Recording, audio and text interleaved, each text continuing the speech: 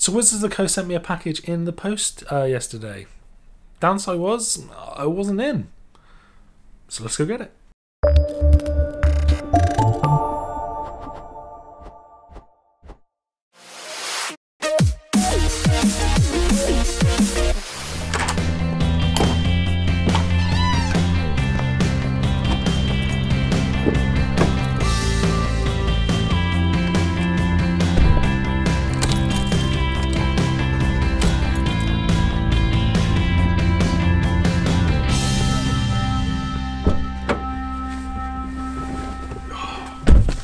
There we go, got our package, let's get home. So we're back home, we've got our lovely parcel there from Hasbro. Can't wait to go and see what's inside.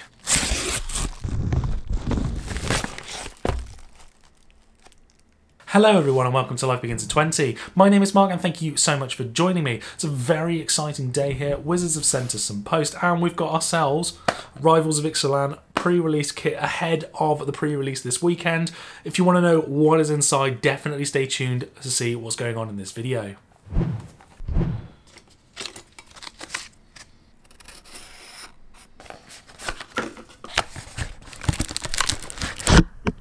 So inside your Rivals of Ixalan pre-release kit, you'll be receiving the following things. 1 D20 die with the Rivals of Ixalan symbol on it, 2 booster packs of Ixalan, and 4 booster packs of Rivals of Ixalan to put together to create your sealed deck. You'll also get 1 promo card as well, which is foiled with the date stamp on it from when your pre-release is. This will either be a rare or a mythic from the Rivals of Ixalan set. This little building a sealed deck reference guide for you if you're brand new. We'll go over this in a little bit more detail when I'm actually going to build the deck of the cards that we're going to open up here today, but it's just giving you note to say that 40 cards in total is what you're aiming for. Please don't go over any further, but again we'll go into that more details. 17 to 18 lands, 15 to 18 creatures, and 5 to 8 non-creature spells. And a few little tips that you could use. Plus, the main one, especially if you are brand new or fairly new to Magic the Gathering and you're intending a pre-release, which I definitely recommend doing, definitely ask for advice. Everybody there will be really happy to help you, especially if it's more of a, hasn't got a massive prize pool. If it's just a standard pre-release, definitely ask fellow players for help.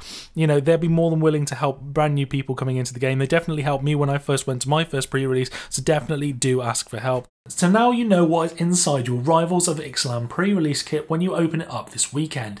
Now let's go and open up those very juicy packs and see what good cards we can open up. So as we saw a moment ago, Tomb Robber is our promo card.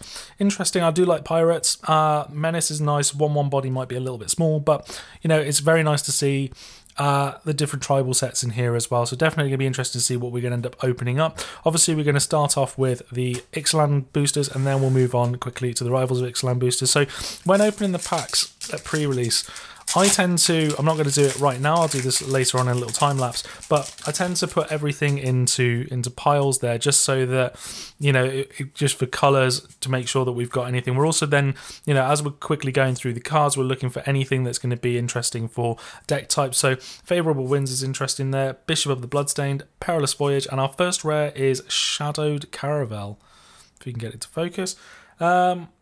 So whenever a creature you controls explores, you get to put a +1/+1 counter on it in Crew 2. So Explorer is actually quite cool. If we might be able to go into like a little Merfolk deck there. So again, we'll just put that over to one side. Again, we're just looking to see what cards we're going to have. Basically, the colours that have got a decent amount of removal would be quite nice. Along with any of the bomb rares would be quite nice as well. So Slice and Twain, Optech Huntmaster, Merfolk Branchwalker, I do like that card there. And we've got a Glacial Fortress, so we've got ourselves a little bit of fixing there. And we've also got Run Aground in foil. That looks really nice in foil as well. Probably not the best card in the world, but yeah, it's a nice foil. Fixing is always good, so we've got a little bit of help there. So, I mean, the different tribes are available to us as well, so it's not just a case of, what colours are in the best. Cards are in the best 2 colour pairings. We've also then got, what we're going to have. So we've got the vampires being in black-white, got Merfolk being in blue-green, dinosaurs are being in white, red, and green as well. So there are a few other bits and pieces as well to help in there. So we're going to go through now the Rivals of Ixalan cards there. We'll go through quite slowly, and we'll just, see what we've got opening up here. I mean, there's a lot of decent Merfolk around. That's a nice little pauper card there as well. I do quite like that. And we've got helps for dinosaurs, some more dinosaurs. So I do like that. It's probably my favourite common from the entire set. A nice 2-1 when it's attacking anyway. Black creature. It's got Baffling End there, so enters the battlefield, exile target creature and opponent controls will convert to mana cost 3 or less, which is nice. And when it leaves the battlefield, target opponent creates a 3/3 dinosaur. Okay. We've got again another dinosaur with Enrage, so Enrage is one of the nice mechanics there as well. So if you can actually get yourself some cheap removal to ping your own things, that could be quite fun. Expel from Ozaka, so Ascend, which is another mechanic there. Don't worry, it's actually not as difficult to achieve as it might be first thought of, especially in limited and sealed. The games tend to run a bit longer anyway, so Ascend shouldn't be too difficult to achieve. And this is going to be returning target non-land permanent to its own hand. And if you have the blessing of the city, it also then goes to the top of the library instead. That's really cool. And we've got our first rare being a Crafty Cut Purse. So it's a 2/2 with flash for 4. Enters the battlefield. Each token that would be created under opponent's control this turn is created under your control instead. That's pretty cool. There are definitely lots of ways to create tokens as well. So you could end up stealing something quite nice there. And treasure token as well there for a bit of ramp. So we'll carry on through. Let's see what else we can open up. And it's blue-black for pirates as well. That's the one I forgot. I think red as well. So we'll just keep pushing through. We've got a bit of removal there in Bombard. Again, Water Knot's another piece of removal. Human Soldier. I do quite like this, especially because Ascend isn't going to be too difficult to actually get. So you've got yourself a little bit of ramp, granted it's only colourless. But sacrifice it, gain 3 life and drawing a card and you don't have to pay anything for it when you get to that point is fantastic. Cleansing Ray, and again more bits of removal. This is probably my favourite uncommon from the entire set. It's probably one of the best cards going for Cube as well. Ravenous Chupacabra. So 2 and 2 black. Enters the battlefield, destroy target creature and opponent controls. Perfect. Absolutely perfect for a nice bit of removal there. Nice got a bit of Anthem there for vampires as well. And then we've got Shake the Foundations, deals 1 damage to each creature without flying. So this is one of those cards, if you've got a lot of enraged creatures that definitely have more than 2 toughness, you can go and proc all of the enrages and get yourself a card as well. And we've got Dead Man's Chest as our rare. So 1 on the black, it enchants a creature and opponent controls. When that enchanted creature dies, exile cards equal to its power from the top of its owner's library. You may cast a non-land card from among them for as long as they remain exiled, and you may spend any mana as if it was any mana of any colour to cast it. That's actually pretty cool. I mean, worst case, I don't know why the tokens are upside down, but so yeah, that'd be quite nice in the sense that, you can kill something off, say for example, one of their big creatures, and then you get to, take one of their bombs, and worst case scenario, it just remains exiled. So that's actually pretty nice in a limited scenario. It's actually quite cool, and I do love the flavour of that. Dead Man's Chest. Yar, we pirates. I do like the fact that it's pirates. So again, creating extra tokens, that's actually pretty decent. I do quite like that as well, just because it gives, a bit of evasion on top. There's a few artifacts. I wouldn't say there's a huge amount, but there's enough. Again, there's another flying creature. So blue's got a nice bit of evasion going on from what I'm seeing here. Again, that's another bit of removal there in green. So next into sorcery, so we've got Thunderherd Migration, 1 and a green. Additional cast to cost it, reveal a dinosaur card from your hand or pay an extra 1. Search your library for a basic land, put it onto the battlefield tapped. So again, a little bit of ramp there. Pitiless Plunderer. This one I actually quite like as well. So for 3 and a black, it's a 1/4. Whenever another creature you control dies, create an artifact token, which is sacrifice it to add 1 mana. So you get yourself a bit of ramp for killing off tiny creatures. If you can make a lot of small ones as well, that'd be really cool. Jungle Creeper. It's just got, this is really nice in limited formats as well, especially within sealed, because the games tend to go on longer. You get to be able to get it back from the graveyard, albeit quite expensive, but later on in the game, you're not going to have as much to be able to do with your mana, so being able to get a creature back over and over and over again can be very useful. And we've got ourselves another blue card here in Induced Amnesia. So it's an enchantment for 2 and a blue. I do like the fact there's Vraska and Jace there. That looks really nice. I'll try and get that a bit closer for you. When Induced Amnesia enters the battlefield, target player exiles all cards from his or her hand face down, then draws that many cards, and when it's put into the graveyard, return the exiled cards to their own hand. So, that could be quite cool. You could even do that on yourself if you really wanted to, just to, you know, get yourself a fair load more cards if the ones in your hands aren't doing as well. Planes, and we've got the Hualti album. It'd be nice, it'd be quite cool if we could open up one of them. So we've got again our last pack now. I think blue's looking fairly strong right now, just with the amount of evasion and rares that we've got going on. So again, another pirate there. The raid trigger as well is another one where, you know, if you were attacked with a creature earlier on, you may return target creature to its owner's hands. It's like a Man of War effect there, which would be quite nice. Again, Impale, unconditional removal there would be quite nice. Again, only if it, you know, if it gets through. This one's quite cool for a little red creature with haste, and you can tap it, sacrifice it, deals 1 damage to target creature or player. So it's always going to get itself some damage going through, and if you can get a bit more damage, then that's great. Again, we've got another blue evasive creature. One of the good things there is it can obviously block on the floor as well. Another Hunt the Weak, so green's got a bit of a removal in there as well. Gruesome Fate, each opponent loses 1 life for each creature control. Fair enough. Legion Conquistador, again, you might have seen that in the Ixalan packs as well. They've been printed in both sets, just because it means, you know, in a draft format or a sealed format, you'll be able to actually get multiples of them. Another Ravenous Chupacabra, so these are probably definitely going to be going into black with the amount of removal we've got there.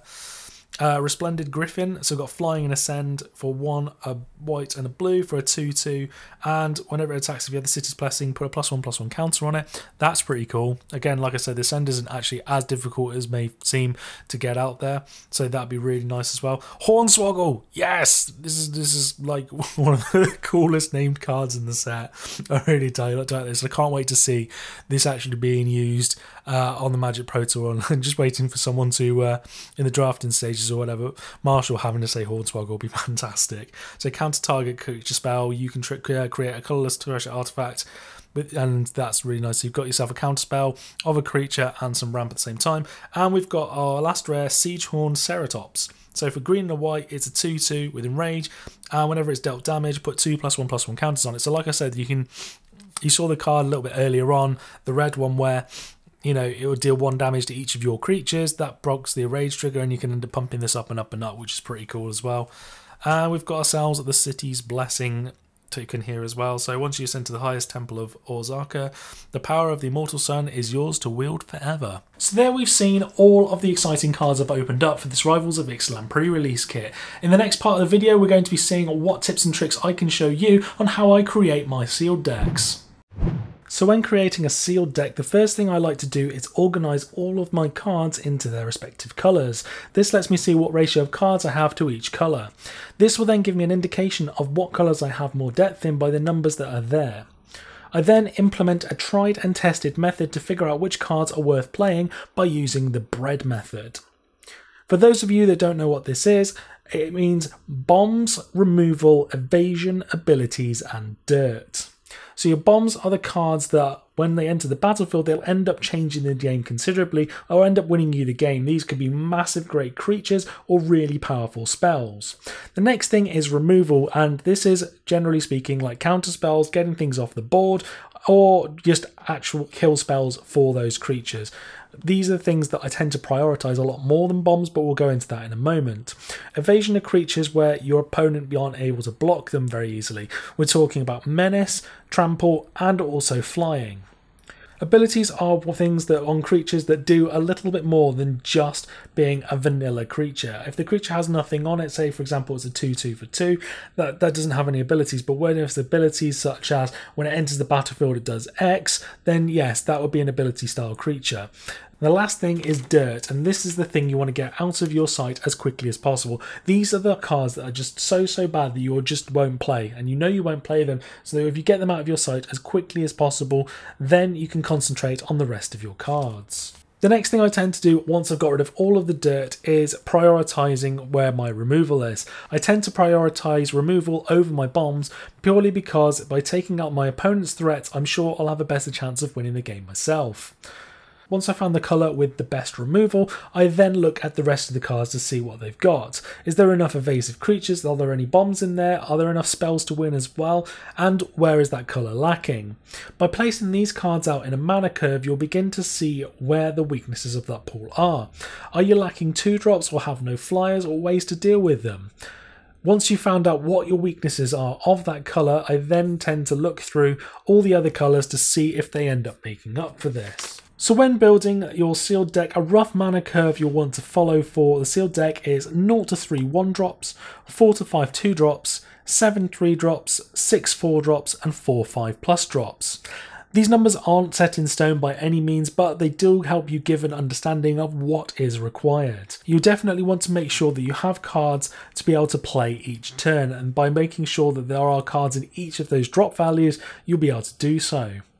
The main thing to remember is that your sealed deck needs to be 40 cards in total, and you'll be looking for about 22 to 23 spells. These can be compromising of creatures and non-creature spells, and a good ratio of this would be 15 to 18 creatures and 5 to 8 non-creature spells, leaving you with 17 to 18 lands. Definitely do not go over 40 cards, because then you'll end up diluting your deck and stopping you from actually getting the really good cards that you actually want to get as often as you need them. And the last thing with Rivals of Ixalan, especially because it's quite a tribal set, you might want to have a look at the start to find out how many pirates, merfolk, vampires and dinosaurs you've got, just because you may end up finding that putting all of these together gives you a solid foundation of where to start, because all of these creatures tend to give bonuses to one another. So the main thing overall is that a pre-release is a really friendly event, and if you're stuck, please do ask for help. Fellow players will be more than happy to answer any of your questions. None of them will come across as stupid questions, because at the end of the day, a lot of the cards are brand new for every other player as well, so everyone is still trying to get up to speed on what all of the cards do and the interactions that are there. But just make sure that you have an absolutely fantastic time and enjoy the great game, because pre-release is such an amazing event to get into, especially if you're a beginner. So this is the deck that I put together, and to be perfectly honest, I think this actually might end up working out just about alright. It wasn't necessarily the strongest seal pool in the world, there was no massive big bomb rares or anything along those lines, but we've got ourselves here something I think that's going to be quite interesting, and it's a blue-black with a splash of white flying and tempo style deck here with a plenty of removal. I mean, to start off with, we've got a couple of little aggressors early on. We've got the unblockable 1/1 merfolk there, and we've got ourselves the 2/1 when it attacks pirate, so I quite like that. Next we've got, if we get to the creatures here, we've got a couple of flyers there in Kite Sail Corsair, so again when they're attacking they're going to be flying, so I do like that. The nice bit of evasion added on top there, which is why I'm playing Favourable Winds.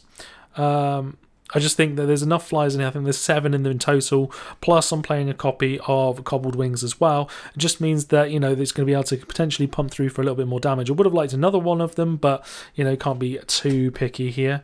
In terms of removal, we've got Moment of Craving there, so I think in total, including the 2 Ravenous Chupacabras up there, we've got 7 pieces of removal within this deck as well, so plenty of ways to get rid of the opponent's creatures.